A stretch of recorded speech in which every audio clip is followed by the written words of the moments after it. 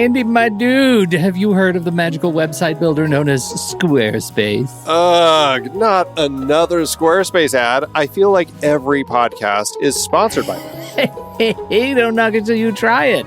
Yes, okay, it is overhyped, but actually it lives up to the hype. Squarespace is like a website fairy godmother. With a click of a button, your site transforms into a beautiful masterpiece. A website fairy godmother? That sounds interesting. What makes it so magical? Well, for starters, those slick templates make anyone look like a professional web designer. Pick one, customize the colors and fonts to match your brand, and voila. Plus, the drag and drop fluid engine is so easy, your grandma could build a site on Squarespace. Well, she did knit me a lovely scarf last Christmas. Maybe website design is next. Exactly. And when you're ready to sell your Nana's handmade scarves online, Squarespace has built-in e-commerce. Add a store with one click. Get flexible payment options. Then watch those sales roll in. And when she wants to teach others her steezy scarf skills, Squarespace's new courses feature is just the ticket.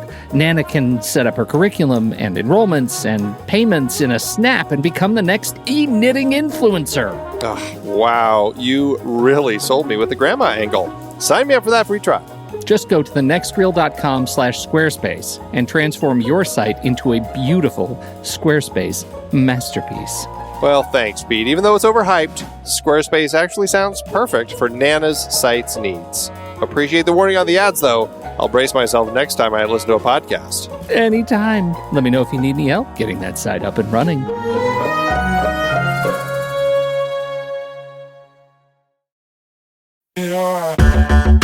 Andy, can you believe we've almost hit 700 episodes of The Next Reel? I know, it's crazy. And with all the other episodes in our family of podcasts, we are well over 1,200 episodes of movie conversation. It's really pretty amazing that we've gotten to have these in-depth movie chats every week for over a decade now. And we couldn't have done it without our loyal community of film fans. Their support over the years has meant so much. For sure. That reminds me, we should give the merch store a shout out. Buying shirts from thenextreel.com/merch is a great way listeners can continue to support the show. Plus, they get to sport our great designs. Absolutely. I think sometimes folks forget we have a variety of shirts, mugs, phone cases, and more available. In fact, a great place to start is with a shirt sporting the Next Reel's logo. We also have that classic Fast Times Spicoli Surf School tee, or the weirdly popular Rusty's European Tour shirt. The one from National Lampoon's European Vacation. Why is that so popular? Search me, but we have sold a ridiculous number of those. I guess there are a lot of Rustys taking trips to Europe? We're always adding new designs based on movies we've covered, like our brand new design for a streetcar named Desire, featuring a streetcar named Desire. So if you want to rep your love of TNR and films, head to thenextreel.com/merch. Every purchase helps us continue to have these weekly in-depth conversations. So visit thenextreel.com/merch today. And as always, thanks for listening and being a part of the Next Reel community. We've got lots more great movie chats coming your way. Andy, I don't know if we're equipped for this conversation tonight. It may be too sweet. Don't you think there's some risk that it is too adorable for us? Do we need to follow it up with, some fantastic horror film? I think we might. The trailer for Mary Poppins, I think, is fantastic, and it's because it came out before The Exorcist. But when it goes from the fireworks, and it's very Disney, it's very, look at all the color, animated color splashing across the screen, and it's a lot of, and then we meet Julie Andrews, and her head starts spinning around like that when she's in the spin. Right. It's scary. Yeah. Why would kids want to see that? It's horrible. Look what they did to this woman, Mommy. It is a very odd first shot to throw in. Horror nanny. Otherwise, the trailer was very much of an era. Absolutely, where it gives you, a lot of beats of the story. I mean, not so much the story with the father, but definitely, you've got a couple kind of lengthy-ish chunks of some of the songs and dance numbers. And it's one of those trailers where it gives you kind of a little bit more of each scene than you normally would see now. And it gives you the ending. It shows you the ending. Yeah. That's Which is kind of okay in a movie like this, right? I mean, it's okay. Everybody, this is the resolution, and you're going with it you're going for the journey. It's not like you expect to be wildly surprised. I guess it really depends. I mean, it's obviously based on a property. And so to that end, I'm sure they're at this time, I mean, this was, I think, 30 years after P.L. Travers' first book in the Mary Poppins series had come out. And so I'm sure a lot of people were reading it and kind of had a good sense of what to expect with Mary Poppins and everything. So it's the equivalent of like the remake of Paddington, right? I mean, it's like we know the story. Or Winnie the Pooh. I mean, any of these things. Or Winnie the Pooh. Right. Although it's funny because I think that this is, I didn't know it was a book the first time I saw it. Didn't know until Saving Mr. Banks came out, in fact, that Mary Poppins was a series. Is that strange? No, I mean, this is one of those movies that I think you first watch as a kid, and, kids don't really read credits. So you kind of skip over all those words at the beginning. Kids are dumb. Exactly. And you just wait to see Mary Poppins up in the cloud, and it's more about the images than it is about the words. And I think to that end, people youth starting with this movie aren't going to pay attention to that. And as you get older, I mean, it's not a horrible length. It's not like an overture, like Lawrence of Arabia overture sort of thing. But it's a lengthy piece of music. And, I can see people kind of tuning out and just kind of drifting and looking at the beautiful matte paintings as they float by instead of the credits. So I think it's perfectly reasonable to assume that you wouldn't have known that it was a book. I mean, we didn't grow up in the era where, at least you and me, we weren't reading this book as kids. There was lots of music, which I think is appropriate for a trailer like this to showcase the kinds of music in here. We get full verses, and we get, as an introduction to America's favorite funny man, Dick Van Dyke, we get the perfect goofball dance sequence for him, because that's, people were aware of him in a certain way. And I think they absolutely showcase the Dick Van Dyke that we get in the movie. Really highlight one of the best sequences for him in just his capability with physical comedy. Yeah, absolutely. And I mean, this was relatively early in his film career. I mean, he had been, as you said, on the old TV, but I think this was a period where people like him could jump from some of those old TV shows, the Dick Van Dyke Hour or whatever it was at the time.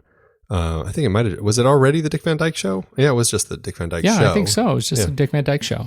For some reason, I thought it started as the Hour and then moved to the show, but nope, I would be wrong.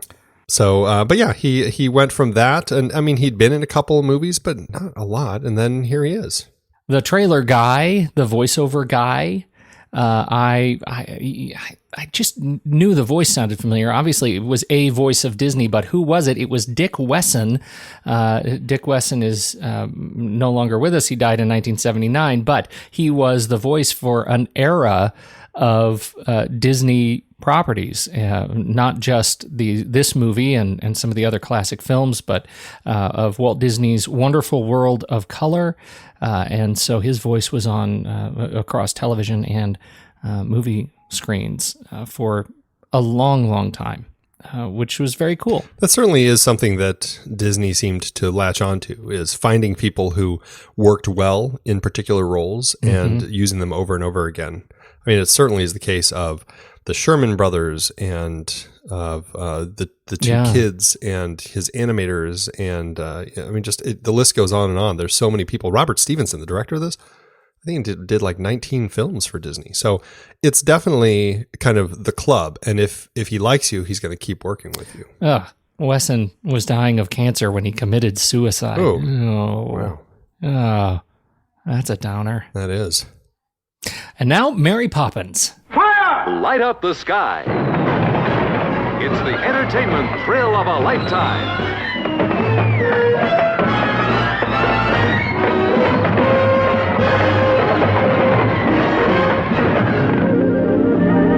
Mary Poppins, Walt Disney's newest and most delightfully entertaining motion picture. Starring the toast of Broadway's musical stage, the incomparable Julie Andrews. For a spoonful of sugar helps the medicine go down. And America's fabulous funny man, Dick Van Dyke, as you've never seen him before. Mary Poppins, the fabulous adventures of the world's most charming and delightfully eccentric heroine. I can tell you one thing, Winifred. I don't propose standing idly by and letting that woman, Mary Poppins, undermine the discipline in... There's been something odd, I may say, extremely odd, about the behavior of this household since that woman arrived. Yes, dear? Goodbye, Mary Poppins. Don't stay away too long.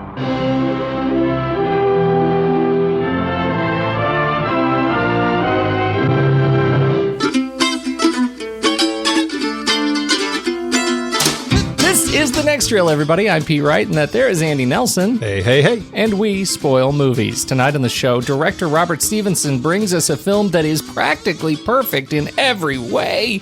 It's 1964's ultimate nanny story, Mary Poppins. Before we get into that, you should learn more about us at thenextreel.com, subscribe to the show in your favorite podcast app, or follow us on Twitter and Facebook at The Next Reel. And if you enjoy hearing this show and are interested in supporting our ongoing work investigating great film, please consider a regular donation through our Patreon page. You'll get to join our back channel conversations on Discord, listen to the members-only weekend show, and get to help us pick movies for future series, like this one. Just head on over to patreon.com/thenextreel. Ow! They're out of the game! I feel like every time I watch this movie, Andy, as I age, I get something completely new out of it. And that's interesting because you were the one who, as we were voting, as we were doing our polls, you were like, oh, I'm really not excited about Mary Poppins. I know. Yeah. I know. And I think it was just the act of committing to watching it for the show that I finally gave in to it because, we watched it a lot and you get to it where you're just sort of watching it out of habit. But when I watch it closely, this is the first time I realized this is not, it's actually, I know this is going to make me sound like a complete buffoon. This is not the story of a nanny and the kids, and insofar as it is the story of Mr. Banks.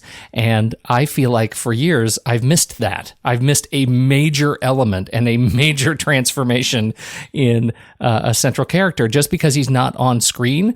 It's very often, I think it's fascinating that the story is really about him from the perspective of these kids and how they relate to their father and how their father relates to work and family and life. And there's a lot of movie buried in here. Yeah, there really is. It's a good mixed bag of lots of things. And I think it's one of those movies that people will take different things out of it. Like you were just saying, as they move through life. As a kid, the father's story was certainly much less interesting to me. And he was much more of the scary figure that Jane and Michael saw him as. But as I've gotten older and had kids myself and everything, as I still find all of the stuff with the kids and Mary really just fantastic and beautiful. But yeah, like you said, finding that story about Mr. Banks and that change that he has because of everything going on in his life, I think it really just hits home now in ways that it may not have earlier. Yeah, I think that aging bit, once you realize that you have kids and you really relate to Mr. Banks in the beginning, that, oh my gosh, wouldn't it be nice if the shoes always got put away? Wouldn't it be nice if the backpacks were always hung up and clean and proper? Wouldn't it be nice if everybody, ate in a civilized fashion, not like, hungry monkeys at the table? All of those things, you have these sort of classical demands built up in the back of your mind and realize, of course, that we don't get that anymore. But then you sort of take it to that next level of watching him evolve and see the gift that is his family, wherever they are, and the gift that comes from helping them solve problems as small as taping up a kite. Like it ends up being a really beautiful thing. I have some mixed feelings about P.L. Travers and her role, and feelings about the production, just having read up on it over the course of prepping for the show. And I think, and I don't know anything about the background of Saving Mr. Banks, but I think this movie is even better with Saving Mr. Banks in the world. Yeah, I can see that. It gives you a perspective. I have a slight struggle with that in that I mean, the Saving Mr. Banks script, my understanding is that it was actually written as kind of, I don't know if it was completely spec, but it was definitely a script that wasn't written for Disney. It was just out there. In fact, I think the person who wrote it was more on the P.L. Travers side of the fence. Yeah. But it's one of those scripts that's like, how is anyone going to be able to make this except for Disney? You know? And so I think it became a little more Disney sanitized. P.L. Travers, you know, I mean, she enjoyed the film, but she told Walt that, you know, she felt all the animation needed to be removed. You know, it was too much for her. And she didn't really like the way that she was treated, and she never agreed to do a follow-up film. And so it actually really piques my curiosity as to how they got the current Mary Poppins Returns sequel off the ground. And I'm wondering if it has to do somehow with Saving Mr. Banks. Like, I wonder if that was some catalyst to, okay, we're going to tell P.L. Travers' story through Disney's eyes, but it's going to allow us to get that sequel off the ground that we've always wanted to do.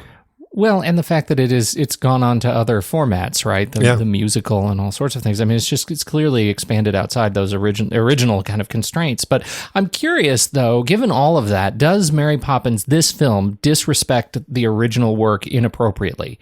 And does it do so for the greater good? Yeah, I mean, that's the question, right? I mean, because there are obviously things in the books that P.L. Travers was disappointed and hurt that they weren't included. I mean, Mary Poppins was not nearly as likable in the original books. She was much more strict and pompous. And here she is, you know, she's kind of got that little gleam under her eye that I think works really nicely. But what it does is give the I would say it's like any great adaptation, like Lord of the Rings or something. It takes the essence of what's there and puts it forth in a way where, yes, they're changing things for the cinematic world of storytelling, which is a very different type, but doing so in a way that I feel is respectful. That being said, I've never read the books, but at least. Well, that was my next question. I haven't either. You know, obviously, I have shunned them. Shunned. I don't know. I have no reason to have any negative feelings about the book whatsoever. But I've shunned them. Anyway, I've never read them. My understanding is that, as you say, the nanny is less likable. That there is less of that sort of frivolity involved, and in that respect, this mix of animation to me was absolutely the right call. It fits the Disney spirit and the tone. It makes this movie about an uptight babysitter in Edwardian London approachable. Can you imagine this movie for kids without it? Without any of that, and I assume a lot of that animation might include getting rid of some of the other, sequences of animatronics, right, or of any sort of stop motion stuff, and the room cleaning in particular, Spoonful of Sugar. I assume that was probably over the top, but I don't know. So I think that all of those things make this as kind of a long film approachable for kids, and my goodness. I'm thinking the whole time, is this movie from 1964, does it hold up for today's audiences? And I mean, I could not watch this movie. I was watching it with headphones on in my living room on the TV, and my wife and my kids were standing over me on the stairs in silence, watching it with me in silence for, 10, 15, 20 minutes at a time, just giggling along right with it. Yeah, absolutely. It's one, I told my kids that I'm watching this for the show, and I'm like, do you want to watch with me? Oh, maybe later. And, they both found other things to do. But then as I put it on and I was watching it, within a half hour, they were both curled up by my sides, just sitting there engrossed in it with me. It's just one of those films, I think, that is very palatable. It's a wonderful spoonful of sugar. See what I did there? Oh, that was so cute. Breaking the fourth wall. Bert does this as a gateway into the story, and he's an interesting sort of avatar because we have him. He introduces us to the story, and then we'll lose him for long stretches. We don't have him with us, and so I guess the question is, how does that fourth wall destruction, does that work for you? Yeah, I thought about that quite a bit because it's definitely something that's in the Disney ilk. it's something we've seen quite a number of times in other Disney films. Most recent one that I can think of is Aladdin, along with The Emperor's New Groove. There are times where it works in context of the story, when it's a film that, it's okay to break the fourth wall. And this film is breaking so many walls that I really feel that it's totally fine and to a certain extent called for. It's a great way for Bert to be welcoming us into this world. I really enjoyed it, actually. Well, and it greases the skids for Mary Poppins to welcome Bert into the world later. Like he's sort of an important enough character to us that it makes sense emotionally for him to be connected to her. And clearly, those two have a serious thing going on. It's funny that you say that. Julie Andrews and Dick Van Dyke, in talking about this film, they're just, she is very much, talking about how wonderfully strong their platonic friendship is. Which makes me laugh, because there's that great moment when they're in the Jolly Holiday sequence in the animation, and she's talking about all the wonderful things about Bert. And she's saying things to him like, oh gosh, I wish I could remember them all, but it's like, you're never one to take advantage and all of this. And he just kind of gives her this look like, oh dang, lost my chance. There's almost that little hint of it, like, or she knows totally. And he knows, but she's letting him know that she's not interested.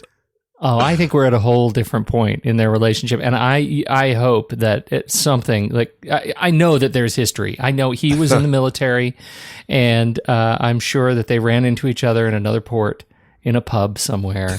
And there is some backstory there where they I'm just saying, they might have woken up in a seedy hotel room, all full of regret. And now they have to make good. And I feel like there's another movie here, there's a prequel here that I want to see. I bet P.L. Travers would love releasing that part of the story. There's some just juicy Ralph Bakshi style animation that I'm going to put in this one, though. Oh, yeah. Oh, Lord. That's not where I wanted to go with that. Oh, man. Andy, once again, the next reel is coming up with just cinema gold. Okay. Wonderful. Mary Poppins prequel. Very excited for that. Admiral Boom. You don't like Admiral Boom. It's just, I feel like it's an element in here that, yes, it kind of fits this quirky world, but I always end up feeling like, it might just be across the line of the world of everything else going on here. The fact that this old man has a boat basically built on the top of his house, and he's always like lighting his cannon to tell the time and attack the Hottentots. Okay. I don't understand it. I don't understand him either, as a crazy old man. That's the thing. But I like him. I think he's charming. And part of the reason I think I like him is because I love what it does to their living room. Every time the explosion happens, the cannon, that it tosses all of the furniture asunder and that everybody has to take their positions, I think is a really charming and beautiful way to show how regimented the house is and how well they work together to keep things in perfect order for Mr. Banks. And so that really works for me. How do they do that sort of a sight gag without Admiral Boom? Yeah, right. There's not really a great way to get away with that. So that's one of those elements. But the other thing, and this was not something I ever knew until now. I didn't know what Hottentots were. I just looked it up, and the dictionary is like noun, offensive. It's like, oh, so backing the offensive. Maybe this is one of those. Yeah, it looks like it's a British word referring to derogatorily certain people from Africa. So it's one of those words that's like, gosh, it probably shouldn't be in here, but I guess Disney's kind of skirted past it because it's it's not a word that people go around saying anymore. It certainly is going to be it's not going to end up as offensive as like if you re-released Song of the South right now, which certainly has some. That would have issues. They might have a few problems with that. Yeah. The other thing I like about Admiral Boom is Mr. Binnacle, the Admiral's servant, because Mr. Binnacle weirdly was dubbed by David Tomlinson, Mr. Banks. What's up with that?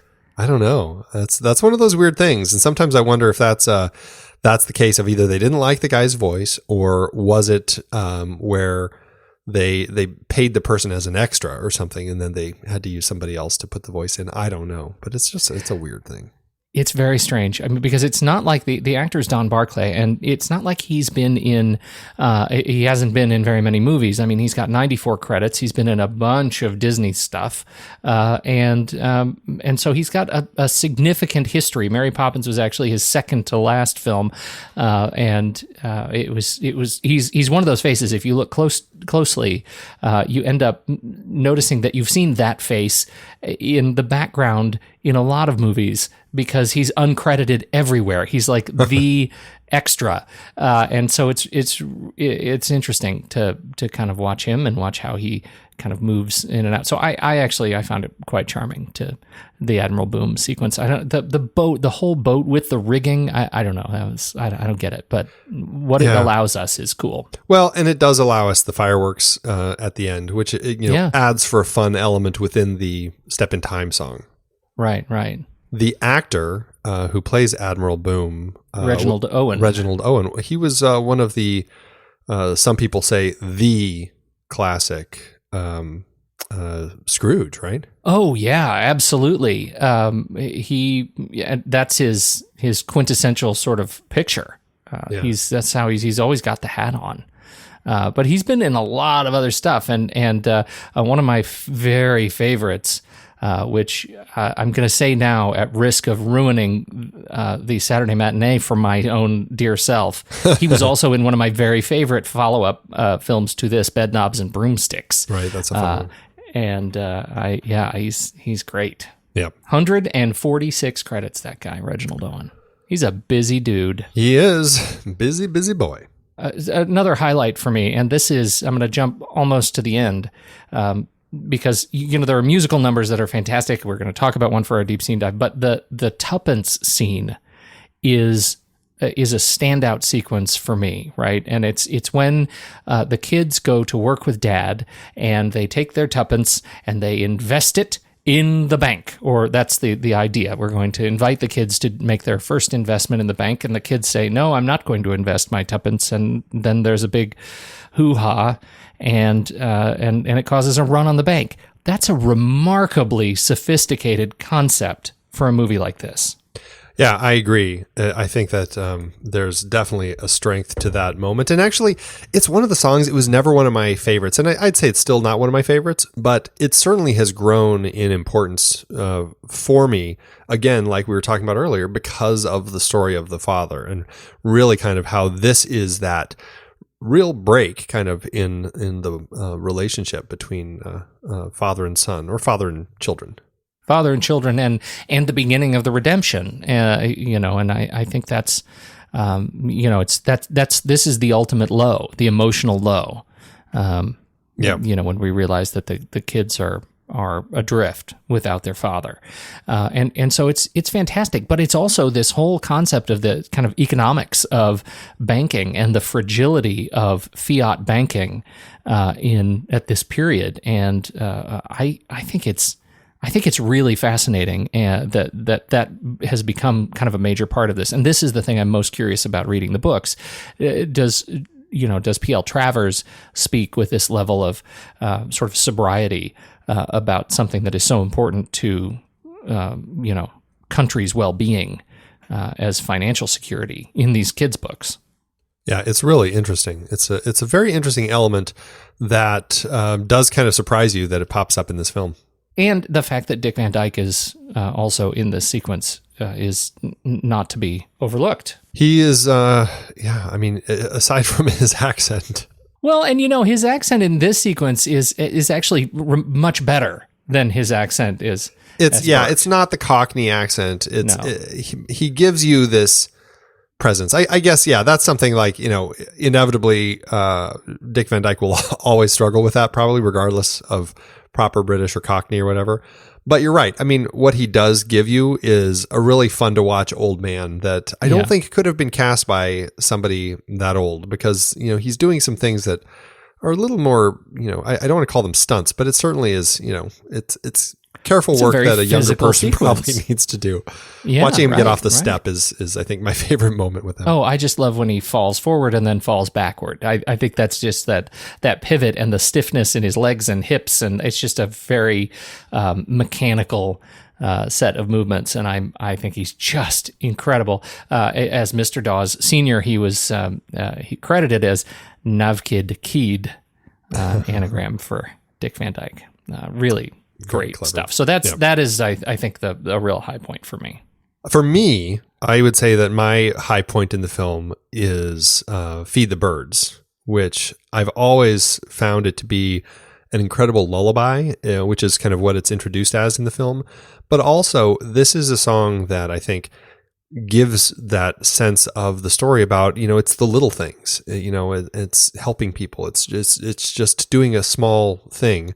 And I find it so powerful, and just watching that sequence, which all feels like you're kind of watching it within her snow globe, which I totally want that snow globe where when you shake it instead of snow, it's like little birds flying around. Yeah, It's right. just, That was awesome. I don't know why Disney isn't selling those in their parks, or in their Disney stores, but it's a great song, and it hits me every time. And that to me, it's almost like the perfect counterpoint to the Tuppence song, the Fidelity Fiduciary Bank. This one is all about the opposite of that, and finding those little things that in life that actually make you happy. So Let's talk a little bit about Mum. Glynis Johns. Mrs. Banks. She's an really interesting character, and I think she is dismissed all too often when talking about this movie. But I think she, and again, Mr. Banks, not in the film all that much. Mrs. Banks, when we get her, she's charming and daffy, and then we don't have her anymore, and I think we forget. But to me, she represents something much greater in this movie. What do you think? Well, it's an interesting role, and I agree with you. I feel like they start down the road with the whole suffragette movement, Sister Suffragette, which is a really fun march that she sings. But then I always feel like, at home, like she's completely not the suffragette. She always is acquiescing to her husband, and yes, George. And so I find it really interesting the way that she's written. And I don't know if that was an intentional choice or if it just is how it came out, but I don't know. I just find it interesting. I find it really interesting because, that's her sort of her drive outside the home, and how well does she parallel the chaos that is sort of modern working motherhood, right? The stresses that are on mother, and of course she has a whole bunch of nannies that are taking her, and housekeepers and cooks that are actually helping her keep the house, and yet she's still crazed and doing something that is obviously for the greater good outside the home, and yet when she's at home, she's a complete sort of milquetoast to Mr. Banks, and I find that really interesting. And sort of what does she represent as kind of the outsourcing mother, where she's outsourcing everything in the home, including the sort of the care of her kids. What is the statement that she's making that you take? And I think I would probably take away more if I was a harried, stressed working mom too. Yeah, it's interesting though, because it made me think of bored rich housewives who were like, I'll pay a nanny to take care of my kids because that's not something that's going to spur me on. And here she is going and joining these movements and everything, but only outside. Well, it's more than bored rich housewives, though. I mean, what she's really doing, and the suffragette movement there's no way to sugarcoat. It was a big deal. Oh yeah, and like, so she wasn't just bored and eating bonbons, so she hired out help. She gave her sort of life and attention to something outside the home and never quite reclaimed it. And this isn't her story of reclamation, right? It's the story of Mr. Banks's reclamation. But I find it interesting because there is a story of reclamation to be had here. But still, she never brings it home. And so that's what's interesting about it is, and I'm not saying she is a bored rich housewife. I'm saying she reminds me of bored rich housewives who, would rather have their kids with a nanny so they can do things. Not that I'm judging. But a little bit, you're judging. A little bit. But it's one of those things where it's like, I don't know. I guess I find her I don't know. I just find her interesting. I don't know if I have really any answers with her. I enjoy her on screen, but I'm always a little perplexed. Gallant ladies in prison are waiting for me to lead them in song. The chimney sweep dance is another real highlight for me. Visually, it is the most sort of stunning, and the choreography in here is just top notch. Yeah, and you have this Dick Van Dyke who never really had taken dance lessons, and here he is just, in top form doing some amazing dances with all these guys. And the one that I saw this and I had to back it up and watch it again. So there's this shot where he's on the roof on the left side of frame. He runs down, jumps off onto the flat roof, and does like a somersault. And then he runs to the wall on the opposite side. He jumps up, and as he jumps, he turns and sits on it, and then he does a back roll over, jumps up, and starts dancing again, all in one shot. And I was just like, that is really impressive. The fact that he just did that, it really kind of blew me away. How limber and wonderful he was. To watch him talk about the whole experience of being a song and dance man in this movie, and then that he's been, as he says, singing and dancing ever since, which is true. I mean, you sort of know him now as a musical song and dance guy, and it's really become part of his gig. But everything about it is just fantastic because of the the matte paintings are just, I think, beautiful. The set where they end up doing the dance on the chimneys, as they're all in different sort of stacked relief. I think that in silhouette, I mean, just the use of silhouettes, the use of light, and then of course the fantastic effect of the spongy staircase. It's all exceptionally good for me. It's just excitingly done. And yeah, the rooftop stuff was just exhilarating to watch. Like when they're dancing right on the line between two buildings with like the gap all the way to the ground below them. And obviously it's wire work, which is all through the film, but how exciting was it to watch these dancers kind of jumping back and forth, with 1 foot on each roof. And then they kind of almost like dove and caught the ledge with their feet and then flipped over and grabbed it with their hands and pulled themselves up. And I was just like, man, that is just really exciting choreography. I know. It's just brilliant. It's brilliant. It is exhilarating the whole way through. It's just great. Yeah. Unrelated to anything, Andy, there's a doorbell on the bank. I've never seen that before. And butlers that just stand around in the dark. Yeah, it was kind of a strange moment. And then they all kind of march. The butlers, they follow him. It's like it's some creepy. And then they go into the room and it's like something out of Eyes Wide Shut. It's like Gothic horror bank. It was so good. What is going on in the dark? It is amazing, beautiful shot of the table, the board table in spotlight, and everything else is black in this what must be a warehouse of some sort. I mean, it's just fantastic. Yeah. It's one of those things where Disney, when he was making movies, and I think this goes through a lot of films until it seems recently, where they weren't necessarily scared of throwing in some kind of creepier elements for the kids. Like when Jane and Michael flee the bank and then they're running down the alleys and there's that little lady who's just like, "Come with me, children." And then there's the scary dog. And then of course, the Bert covered in soot who they run from, but until they realize it's Bert. But it's kind of creepy. Yeah, it's creepy all over the place. That's such an exhilarating sequence. The one thing that I always found interesting about this is Julie Andrews was not a movie star. This is her first movie. And she had been, she was kind of the person who starred in the Eliza Doolittle role in My Fair Lady, both in London and then over in New York. And Jack Warner wanted to option that and make the film version, but he didn't feel that Julie Andrews was enough of a star. And so he's just like, we're going to put Audrey Hepburn in because she's a real movie star. And then, of course, she goes on, Julie Andrews goes on to do Camelot, and that's where Disney sees her and brings her on. And so and then of course My Fair Lady is, comes out the same year, and Julie Andrews wins Best Actress, and in her acceptance speech thanks Jack Warner for giving her for his decision to give her the part, basically, which I thought was brilliant. But it's funny how little things like that can create Hollywood history. Deep scene dive is, maybe it's a predictable one. Maybe, but really, if we're going to pick a musical sequence, they're all good. We could easily pick any of them. Yeah, they're all good. This is we're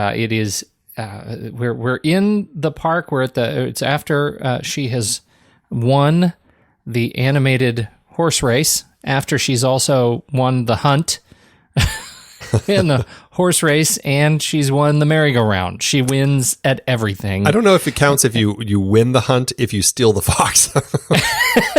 Oh, that's not how it's supposed to work? I thought that was the whole thing.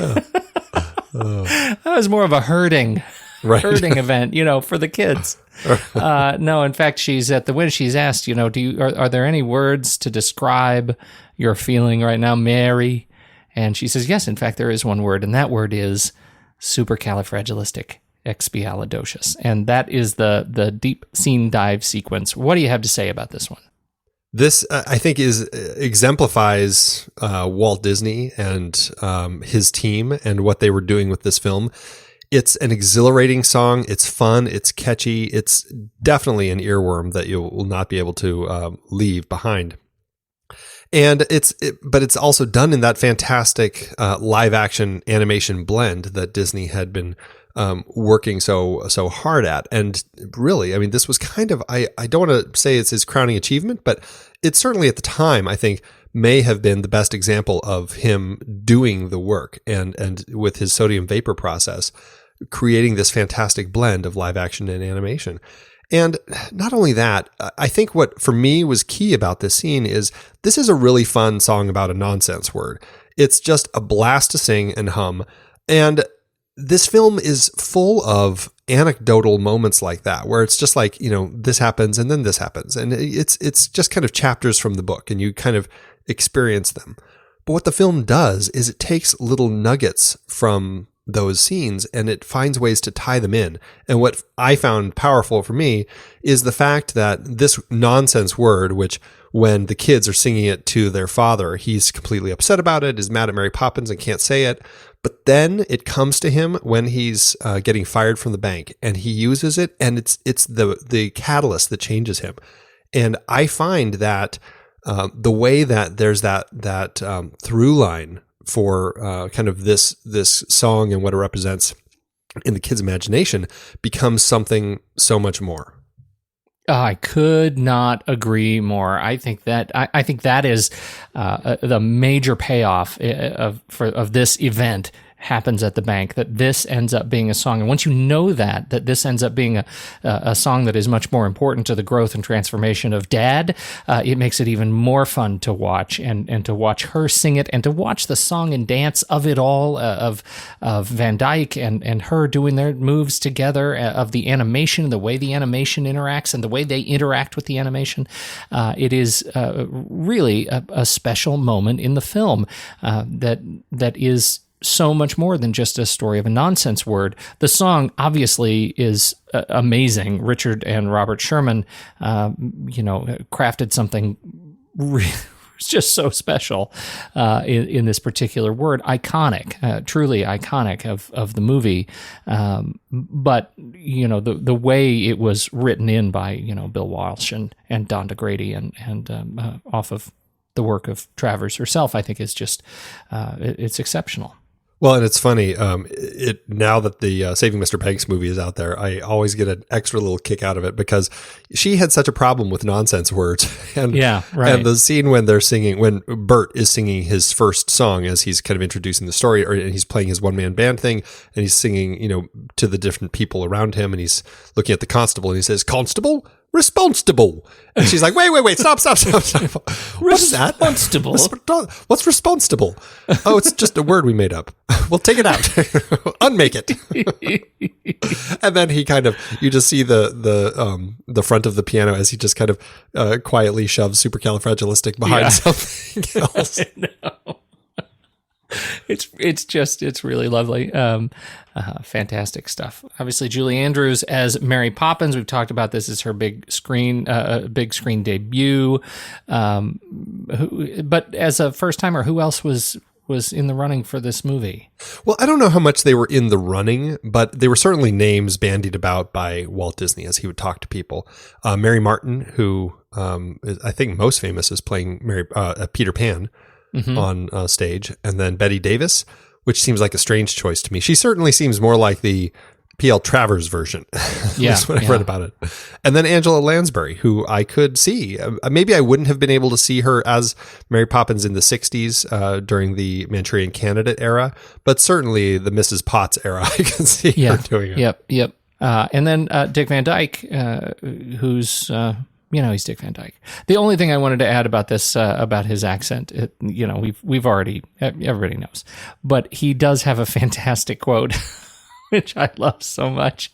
He's talking about his accent coach, who's this Irish accent coach, J. Pat O'Malley, and he says he didn't do the accent any better than I did.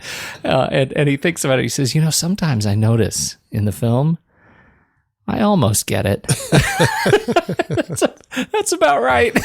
That is funny. It's absolutely He's the right. best. He is the best. Karen Dautrice as Jane Banks. Did you want to say anything else about Julie or Dick? No, right. They're fantastic. And what a pair. Definitely a group that is well worth watching in anything they do. I did work with Dick Van Dyke. Did I tell you that in Diagnosis Murder?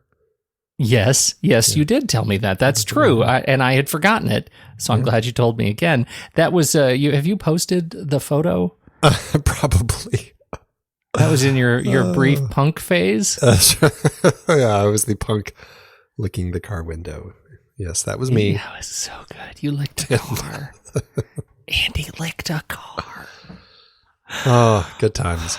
But Dick Van Dyke was perfect. I mean, he's just great to be around. He's really fun, and it was a fun show for him that he kept very lively on set.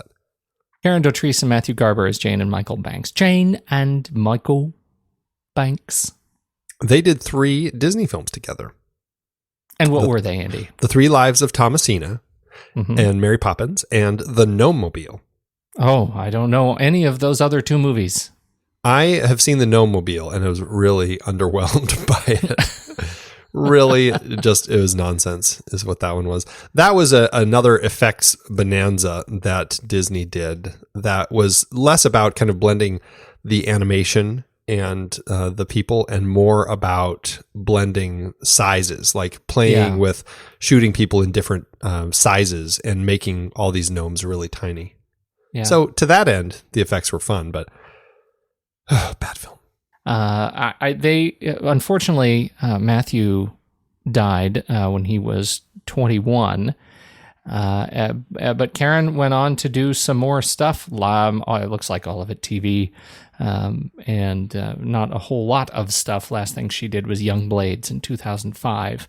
These 2 are just perfect kids. Like and it sounds like everybody treated them on set kind of as kids, and like they were not always let in on how things were done, and so a lot of their reactions were completely honest. Like when Mary Poppins pours the medicine, and it keeps coming out in different colors when she's pouring, like or when she's pulling stuff out of the carpet bag. Yeah, right, exactly. Yeah.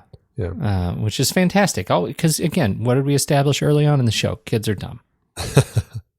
It is sad. You mentioned Matthew died. He got hepatitis while traveling in India in the late 70s, and it spread to his pancreas, and he died from pancreatitis. Oh, so sad. Yeah, so very sad. David Tomlinson as Mr. Banks. He is suddenly my favorite character in this movie. I clearly related to him most this time around. Well, and he is one of those guys who seems like he is this person, He's that kind of that stuffy, pompous British guy who knows more than you do. it's kind of the same in Bedknobs and Broomsticks. And I can't remember him in the Love Bug. Love Bug as Thorndike. Yeah, he was definitely one of those guys who was in all sorts of stuff, and he's a fun actor. I enjoy his pompousness, and at the same time his sort of sensitivity and warmth in the last sequence of this when he starts laughing about what's the name of his other leg. It's just brilliant and such a perfect turn because he does this stuffy British banker so well. So I think he's just wonderful, and he's been around a long time. It's really the turn he has with Bert that you kind of watch as Bert is kind of giving him that last speech, and you see kind of in his face as he's kind of taking all of it in and really thinking about things, and I find that quite powerful. And although it did make me question, and this is a question to run past you because it's always interesting to talk about our protagonists and their role in the transformation within the film. Here we have Bert doing the transformation, not Mary Poppins. And I was like, I wonder, I mean, in reality, I don't really have any issue with that. But it did make me stop and think that it's interesting that, Bert is the guy who kind of helps turn Mr. Banks. I think so too. I think it's fantastic. I think it's again, it to me, it cements the fact that Mr. Banks is sort of the principal anchor of the emotional narrative of the film, and that even Mary Poppins is nothing more than a catalyst for change elsewhere. She is largely. I think because we already have a turn for her, but it's earlier in the film and it's not as concrete, right? It's not as sort of heartwarming, where you actually see him realize that that life could be different if he was a different kind of person, if he interacted with it differently, right? That we get with Bert. But with hers, she plays him. And as it seems like most people end up playing him over the course of the film, she tricks him into thinking it was his idea to send the kids to work and start the entire sort of that entire slide toward his realization that he needs a new relationship with his kids. It all starts with her, and Bert's the one who sort of comes in with the hat trick, right? He comes in and just nails it home. But again, they're all sort of a function of catalyzing transformation. And would it have been any different if it had been Mary Poppins? Is there something about the discussion of having it come from a man in this particular sequence, having that sort of conversation with him, man to man, so to speak, that makes it more powerful or more relatable for Mr. Banks? I kind of feel it would be it would have to be a very different script to actually build to that point. Because by the time that Mr. Banks and Bert are having this conversation, Mr. Banks is so furious with Mary Poppins anyway. Right. I don't know if, regardless of gender, I don't know if that would have come into play without really a very different path to get us to this point where they could have had that confrontation. But going off of what you were saying, that I think is kind of interesting is you get to the end of the film and Mary Poppins, and her parrot is just like, oh, they're going to forget you. And she's like, she says, the kids are going to love their father more than you or something. And she's like, as it should be. Yeah, as it should be. And that's, I think, what was really interesting about this character of Mary Poppins, and perhaps why we need Bert to be that catalyst, because Bert is a real character in this world. Mary Poppins is kind of this magical, Nanny McPhee who flies in and changes things and then flies out, because in a way she is meant to be forgotten as the relationship repairs and they move on. Yeah, absolutely. I think that's it. And that's why she is, insofar as she is the most important to the film because of her name, she is not the most important character in the film when it comes to the sort of emotional arc. Yeah, right. As it should be. It should be. But I don't want to leave without talking to you, Andy, about Ed Wynn. Oh, Ed Wynn is so great. It's funny. He is one of those guys who was kind of a little bit of a Disney standard. Like, he would pop into things. Apparently, Walt loved casting him. I mean, he's the Mad Hatter in Alice in Wonderland. He was in Babes in Toyland. He's just and he's in the Snowmobile. favorite film. He did a lot of Disney films, and he's just so fun as Ed Wynn. I mean, he's just a kooky guy who I think when he did this was like in his 60s or something way up there. Yeah, he's up there. Well, I don't know. No, he died at 79. And so he's 77. 77 years old when he did this film. When he was hanging from the ceiling. Yeah.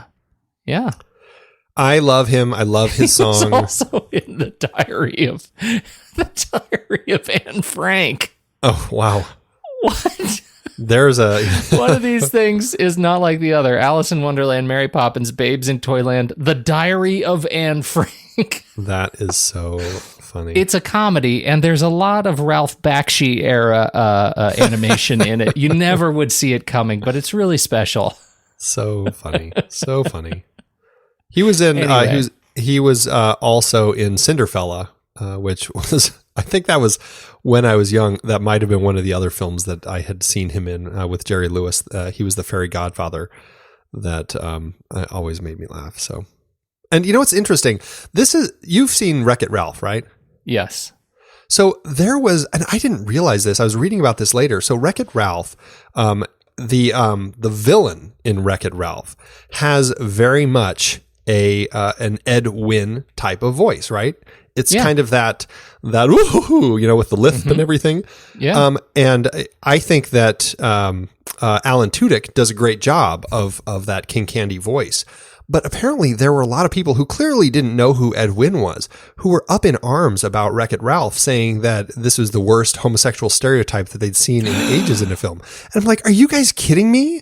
It's Ed Wynn. It's an Ed Wynn impression. And it just made me so mad when I heard these idiots going on and on about this. Oh, that's terrible. Yeah. Context is everything. That's terrible. Yeah, especially in context of the Disney films, because Ed Wynn was such a part of that history. Hermione Baddeley as Ellen the maid and Rita Shaw as Mrs. Brill the cook. They're both fantastic parts of the Banks household. And of course, we're introduced to the Banks household because of sweet Katie Nana, who is trying to get out of here, played by Elsa Lanchester. Oh, how great. I don't know why I find it funny that the Bride of Frankenstein is the one who's running away from all of this madness, which I guess she does in that film too. So I know she does. There you go. It feels like there have been a number of times that we have talked about. We talked about her in Murder by Death. Yes. Right. She was Jessica Marbles, right? Exactly. She was fantastic. Oh, goodness. Have we talked about her for anything else? I feel like we did talk about her in The Bishop's Wife. Oh, The Bishop's Wife, 1947. Yeah. That's right. So she and The Bride of Frankenstein, for a movie we've never actually covered on this show, we sure do talk about it a lot. And then Jane Darwell just popping in as the Bird Woman. Talk about such a small bit part, but a memorable one. And she's one of those faces that is just kind of iconic. She was in Gone with the Wind. She was in The Grapes of Wrath. I mean, she's got 209 credits listed, and so she's one of those people that's been around. How to do an award season, Andy? I have a feeling this is going to be the longest part of our film, of our show. This was definitely a popular. Well, I say it was definitely a popular film. This was at a time where awards were definitely not as pervasive as they are now. Where you see films that, this was nominated, for 139 things and one for 60. It's a much smaller award season going on back in 1964, 1965. It had 20 wins and 17 other nominations. At the Academy Awards, it was nominated for a crazy number of awards. It really took people's fancy. It was nominated for 13 things, and it won for 5. It won Best Actress, which I mentioned earlier with Julie Andrews. It won for Best Visual Effects, which we haven't even really talked about the visual effects, but I mean, there's some really great stuff going on here. Best Film Editing, Best Original Song, Chim Chim Cheree, which I found really interesting. It's almost one of those things where it could go any direction. And then Best Music, substantially an original score. And then it was also nominated for the 8 others that it lost. Most of them were To My Fair Lady for Best Picture, Best Art Direction, Set Decoration, Color. Best Costume Design, Best Director George Cukor, Best Music, Scoring of Music, Adaptation or Treatment, Best Sound, and then it also lost to Zorba the Greek for Best Cinematography, Color, and Beckett for Adapted Screenplay. So, it did well for itself. Julie Andrews again won for the Golden Globes. And and the BAFTA Awards. For that one, she got the Most Promising Newcomer to Leading Film Roles. So it was a very popular film. They did okay, and again, it's iconic. It has been lampooned and homaged to death. It has. My favorite is the Simpsons episode. There's an episode called Simpson Califragilistic XB Annoyed Grunt XB Annoyed Grunticious. And it was a nanny named Sherry Bobbins who comes and helps out Marge after Marge loses her hair due to stress. And there are spoofs of songs, The Perfect Nanny, A Spoonful of Sugar, Feed the Birds, and The Life I Lead are all spoofed. And it's wonderfully fun with Miss Sherry Bobbins. Simpsons. Yes. So Simpsons.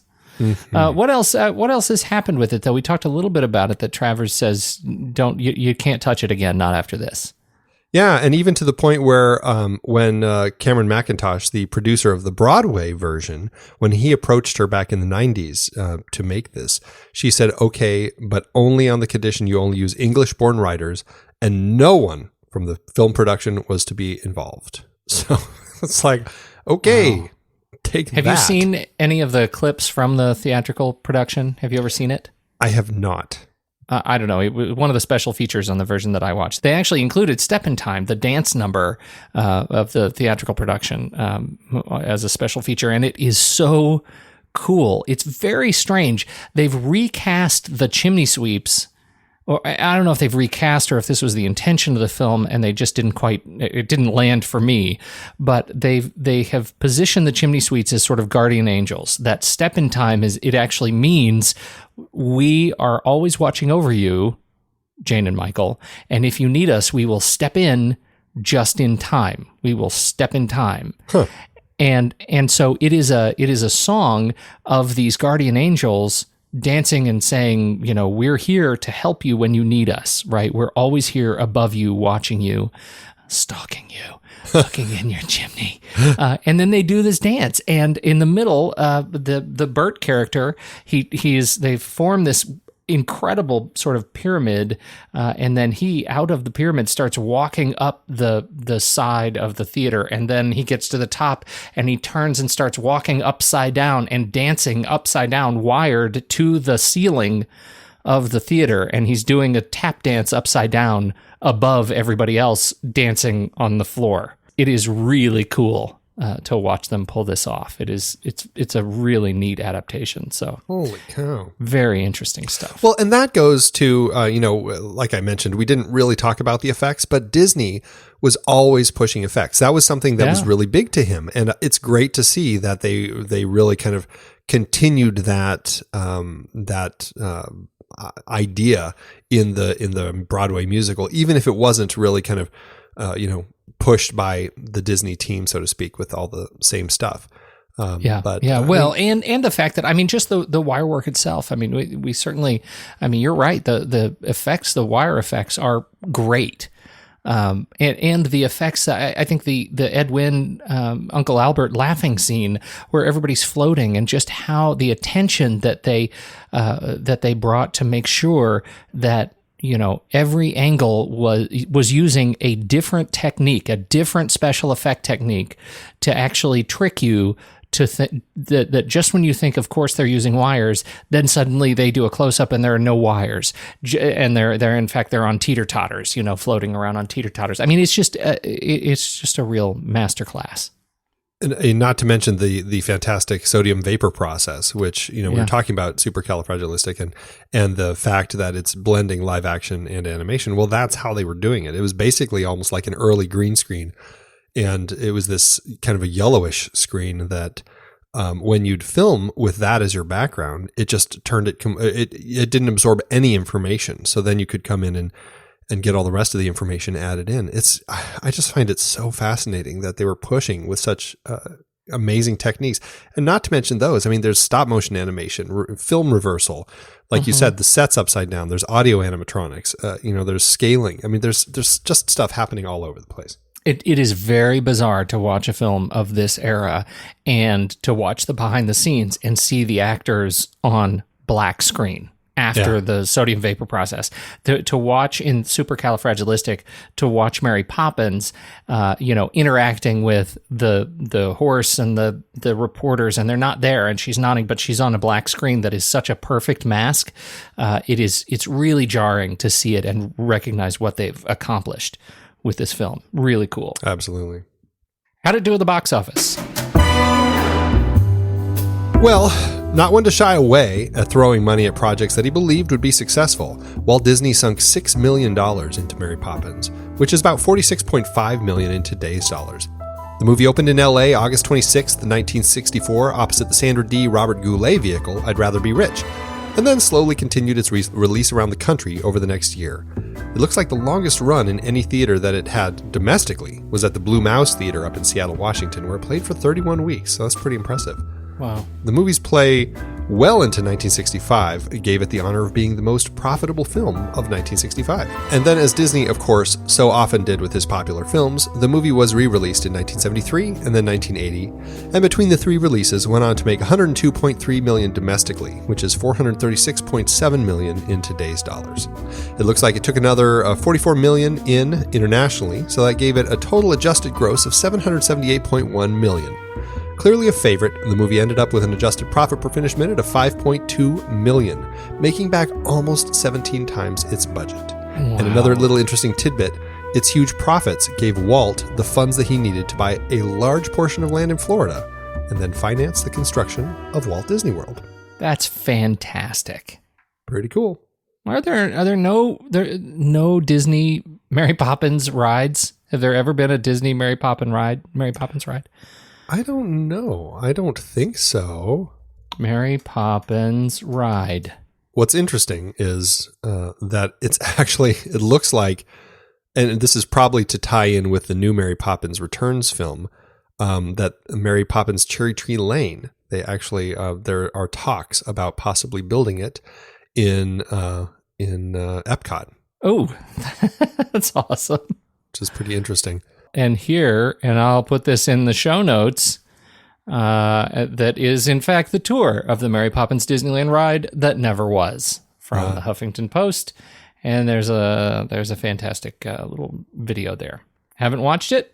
Enjoy it. Wonderful. There's that. I am just delighted that you made me watch this movie again. And that our listeners made you watch this movie. Our listeners actually made me watch this movie again. Yeah, because it was totally worth it. It is a delight to watch, and it's an even bigger delight now that I'm a crusty old man. Now that you're your own Mr. Banks. That's right. That's right. Absolutely. No, it's funny because this is a film that I remembered fondly, but it wasn't a film that I remember loving very much. And I think it's because oftentimes when I've watched it in the past, I'm kind of half watching it. The kids are watching it and I'm like doing the dishes or cleaning something or whatever it is. And so I'm like, yeah, okay, I enjoy that. But really sitting down and watching it really gave me a whole new appreciation of it. I totally agree. And that's you said it. I mean, this is a movie that we watch out of the side of our eyes. And that if that isn't a statement to the message of Mary Poppins itself, I don't know what is. Yeah, absolutely. You know what I mean? Like that you're Mr. Banks too. Hashtag I'm Mr. Banks. I'm Mr. Banks. Can we start that trend? We're going to start that trend. I think it's time, Andy, for us to rank it. Let's do it. Head over to flickchart.com/thenextreel and you'll see all the movies we've ever done. But of course, what you really want to do is swipe over in your show notes, tap on Flickchart. It'll take you straight to this movie. I got to warn you, Andy, this movie did very well on my Flickchart. I am not afraid to say it did very well on mine as well. And the game is afoot. How well did it do? First up, we have Mary Poppins or Star Trek Beyond. Mary Poppins. Yeah. Mary Poppins or Live Free or Die Hard. I gotta tell you just a minute. You said Star Trek Beyond and Mary Poppins, and the context was so jarring just now. You said Mary Poppins and you might as well have said burp. Like I had no idea what you were talking. Star Trek what? That's a thing? No idea. All right. Go that's ahead. hilarious. Totally That is just shook hilarious. my world. Yeah. Yep. All right, Mary Poppins or Live Free or Die Hard? Mary Poppins. I love that Die Hard, but it's Mary Poppins here. Mary Poppins or Aliens? Gotta give it to Aliens. Although I would like to see that movie. Mary Poppins and Aliens. Mary Poppins as Ripley. Will she be able to save Jane? Michael's already dead. Get under the bed now, Jane. Oh, there's a mashup that needs to be made. So good. All right, Mary Poppins or The World's End?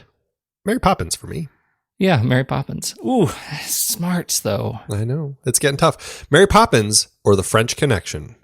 I know you're going to say Mary Poppins. I am. Yeah, I'll say Mary Poppins, too. He says with much chagrin. Mary Poppins or The Matrix? The Matrix. The Matrix, yep. Yep. Mary Poppins or another Star Trek treat? Star Trek VI, The Undiscovered Country. Undiscovered Country. Mary Poppins for me. Oh, here Governor. we go. Here it Here is. we go. Yep. All right, 1, 2, 3. Scissors. Oh. Mary Poppins or El secreto en sus ojos. The secret in their eyes. Mary Say Poppins. Oh, there it is. Mary Poppins lands number 50 out of 337 films.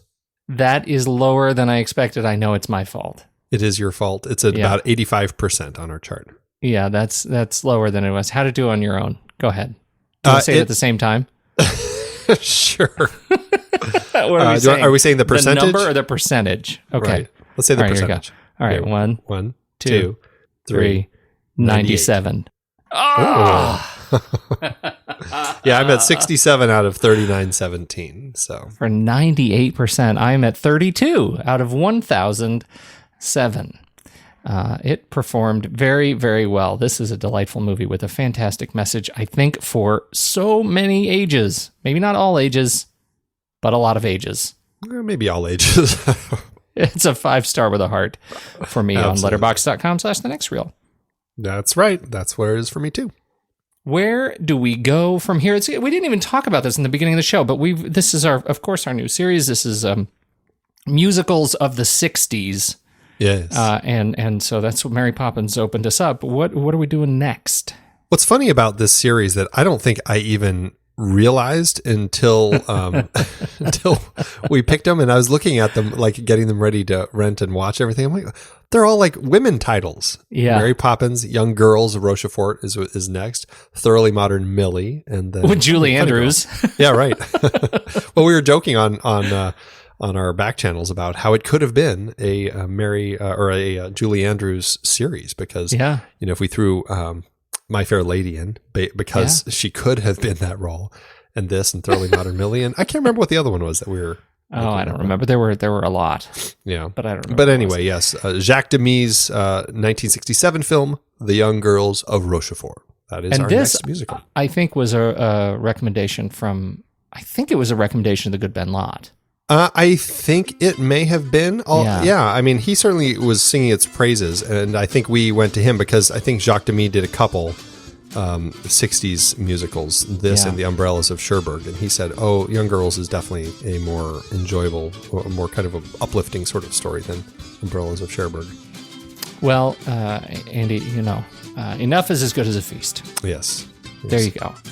This was a fantastic conversation, and here's something we don't do, but we're going to start doing just as a reminder that the next reel is a whole team of fantastic people, and it's obviously the voices that with Steve Sarmento and Tommy Handsome and JJ, but it's also Stephen Smart, who runs the entire Instagram industrial complex that is.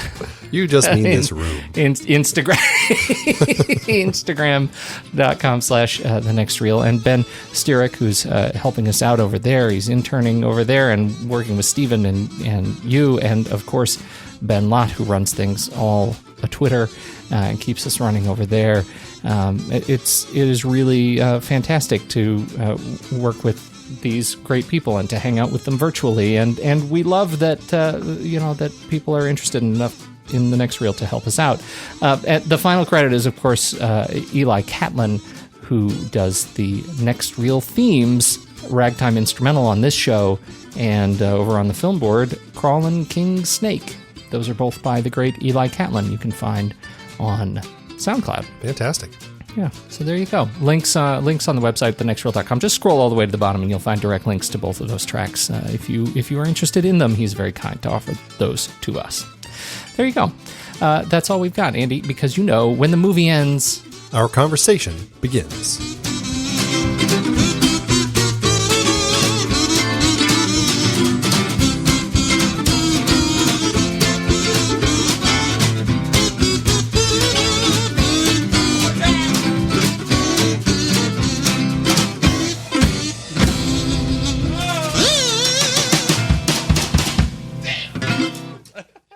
Amazon giveth, Andy.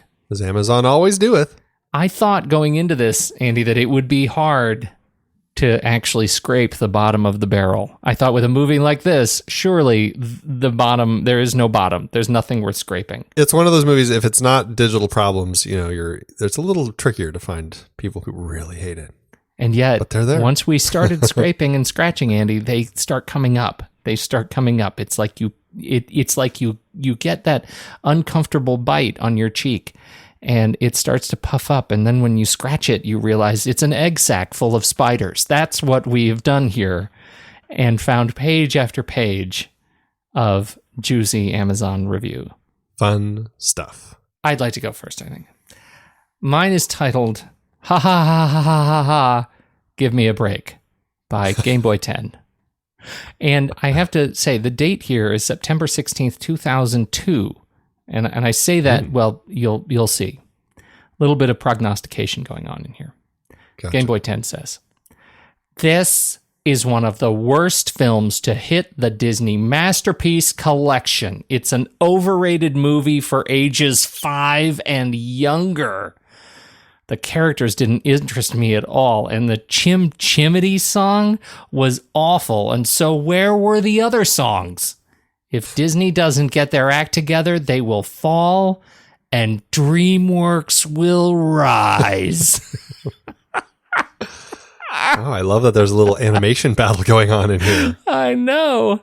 My favorite one, though, was the most recent comment on that particular review is, when your publisher releases your book on expert film criticism, I'm certain it will fetch at least a nickel on Amazon. Which is so foolish, because $2.99 is the floor for selling a book on Amazon. So that's just ridiculous. That's ridiculous. Well, I also have a 1-star by Joan Croland, who in 2015 had this wise bit of, I want to say wise bit of riddle. Oh, excellent. It's like a game. Ready? It's decipher the, I feel like maybe I'm missing my decoder ring, but here you go. You need a codex. Thant. Love dealing with Amazoy. Let me just read that again. Thant. That was it? That was the whole thing? That's it.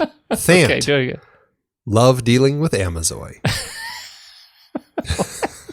What? I think maybe they have problems with their DVD or something, but what? I don't know. It's hard to tell. Thant. I don't know what Thant is. I don't either. I will also say that there's sort of a subgenre of reviews in here, and I don't think I've seen so many of them on other movies that we've talked about, which represent the people who are still rocking VHS players. Wow, yes. For example, 1-star by Reese Nut says, first VHS was defected and have not received refund from Goodwill WM. Goodwill W, I don't know what that was, but that was dated June 3rd, 2015. So Reese Nut has a problem with Goodwill, and Amazon is the stage. The drama unfolds. There definitely are those people, Pete. Definitely are. Thanks, Amazoy. It's hard to believe that we have been having in-depth weekly conversations about movies since 2011. You're telling me producing this show week after week requires a ton of work behind the scenes. If you'd like to help support our efforts, one easy way is by using our originals page when shopping for books and movies we've covered. Just visit thenextreel.com/originals. Your purchases made through our links give us a small commission at no extra cost to you and allow us to keep having these great conversations. I was so excited for our big Star Trek film franchise series this season. All those movies adapted from Gene Roddenberry's original 1960s TV show. As a huge fan, I know that you geeked out over analyzing the adaptations. Absolutely. From the motion picture to the Kelvin timeline films, seeing the Enterprise crews on the big screen was a dream come true. Our list of source material isn't just all books and plays. We have the original series in our list of source material. You can rent the episodes to watch and enjoy and support the show in the process. For our Millennium Trilogy series, we covered films adapted from the original books that launched Lisbeth Salander, The Girl with the Dragon Tattoo, The Girl Who Played with Fire, and The Girl Who Kicked the Hornet's Nest. As much as I love Fincher's version, the original Swedish versions are the way to go.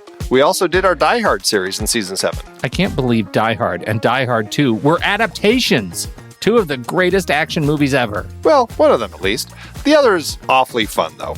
We revisited the classic Mary Poppins for our 1960s movie musical series. A spoonful of sugar always helps the medicine go down. Old Boy was intense for our Park Chan-wook Vengeance trilogy, and East of Eden and Giant were highlights of our James Dean series. And a fun time travel mind bender with Predestination to cap things off. Find all the books behind these adaptations and more at thenextreel.com/originals. Dive into the source material for your favorite movies. Check it out today, thenextreel.com/originals.